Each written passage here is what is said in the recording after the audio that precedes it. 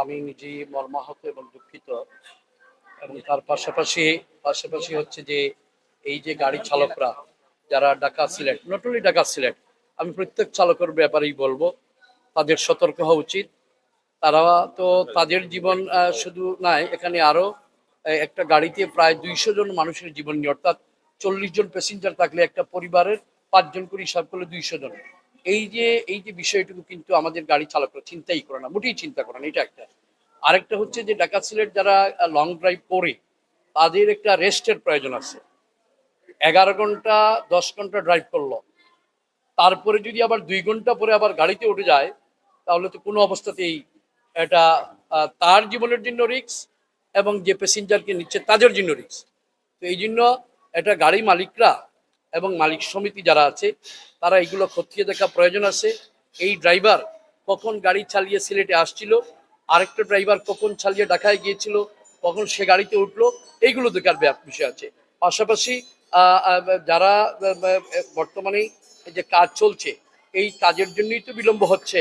বিগত 17 বছর, এই আজ থেকে প্রায় 4 বছর পূর্বে একটি সরকার ছিল, সকল সরকার, তারা কাজটা শুরু করেছিল, কিন্তু তারা নামে শুরু করেছিল, তারা জমি অধিগ্রহণ করেনি, টাকার কোথাও কোনো কিছুই করেনি, না করে একটা কাজ শুরু করে দিয়েই জনগণকে দুঃখা দেওয়ার চেষ্টা করে লুটপাট করার চেষ্টা করেছিল।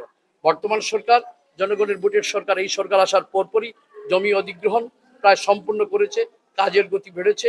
আমরা আশা রাখি আগামী 3 থেকে 3.5 বছরের মধ্যে ঢাকা সিলেট হাইওয়ের কাজ যদি সম্পন্ন হয়, যেভাবে আমাদের মাননীয় মন্ত্রী সিলেট একের মন্ত্রী জনাব খন্দকার আব্দুল মুক্তালী সাহেব সর্বদাই এটা খোঁজখবর নিচ্ছেন।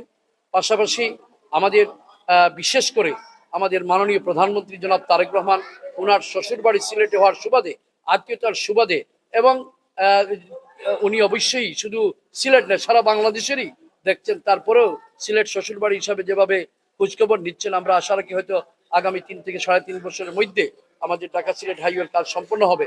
সম্পন্ন হলে শেষ হবে না যতক্ষণ না আমরা সচেতন না হই, ড্রাইভাররা সচেতন না হয়, বাস মালিকরা সচেতন না হয়, ততক্ষণ পর্যন্ত এগুলো চলবে। আমাদের সচেতনতা দরকার। হাইওয়ে পুলিশের অবশ্যই দায়িত্ব আছে। আপনি জানেন হাইওয়ে পুলিশ বিগত 17 বছর ছিল একটি অনির্বাচিত সরকারের অধীনে। নির্বাচিত সরকারের অধীনে এখন আসছে, এখন স্বাভাবিক তাদের সচেতনতা বৃদ্ধি করতে হবে এবং সরকার সে ব্যাপারে নজর দিচ্ছে। একটু অপেক্ষা করুন, 6 মাস হয়েছে, একটু অপেক্ষা করুন, এবং আমরা আমাদের অবস্থান থেকে আমরা আমাদের যে জায়গায় কথা বলার আমরা সেখানে বলবো, যাতে যোগাযোগ ব্যবস্থা এখানে সরকারের আরো নজর থাকে। এবং আজকের এই যে অ্যাক্সিডেন্টের পরেও যদি হাইওয়ে পুলিশ যদি সচেতন না হয়, তারাই তো সচেতন হওয়ার কথা, তারা নিজেরাই। কারণ তারাদের যখন অফ করেছে তখন তো আইন শৃঙ্খলা নিয়ন্ত্রণে আনার অফ করেছে, এটাও কিন্তু আইন শৃঙ্খলার একটা অংশ। তো আমি মনে করি যে পুলিশ প্রশাসন, বিশেষ করে হাইওয়ে পুলিশ, আরো সচেতন হওয়া দরকার আছে। কিন্তু তার চেয়ে বেশি প্রয়োজন হচ্ছে চালক চালক ড্রাইভার যারা আছে, তারা যদি এটা বুঝে না আমি 12 ঘন্টা ড্রাইভ করার পর আবার 2 ঘন্টা পরে গাড়িতে উঠবো, তাহলে তো এটাই ঘটনা ঘটবে। এই জন্য মালিক চালক এই বিষয়ে সচেতন হতে হবে। এবং এই যে প্রাণগুলো ঝরে গেল, এই প্রাণগুলো তো পাওয়া যাবে না।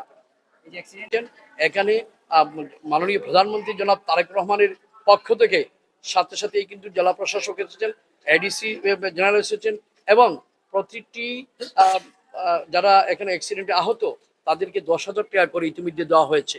এবং আপনারাই তো শুনলেন, তারা অত্যন্ত খুশি। এবং তারা বলল যে অতীতে অনেক অ্যাক্সিডেন্ট হয়েছে, আর সরকারের জেলা প্রশাসন তো দূরের কথা, পুলিশই ঠিক মতো এসে দেখে নেই। সেখানে জেলা প্রশাসক এসেছেন, এডিসি জেনারেলকে দিয়ে সরকারের পক্ষ থেকে মাননীয় প্রধানমন্ত্রী তার পক্ষ থেকে সাথে সাথে এই 10,000 টাকা করে দেওয়া হচ্ছে। আমিও মহানগর বিএনপির সেক্রেটারি হিসাবে, এই সরকারের একজন অংশীদারিত্ব হিসাবে আমিও এসে খোঁজখবর নিয়েছি, এবং ইতিমধ্যে কর্তব্যরত ডাক্তার যারা তাদের সাথে আলাপ হয়েছে। তো আমি আশা রাখি যারা এখানে আহত আছে তারা অবশ্যই দ্রুততম সময়ে সুস্থ হবে। আর যারা অ্যাক্সিডেন্টে নিহত হয়েছে তাদের পরিবারের প্রতি গভীর সমবেদনা জানাচ্ছি, এবং মহান আল্লাহ পাক যেন তাদেরকে জান্নাতবাসী করেন।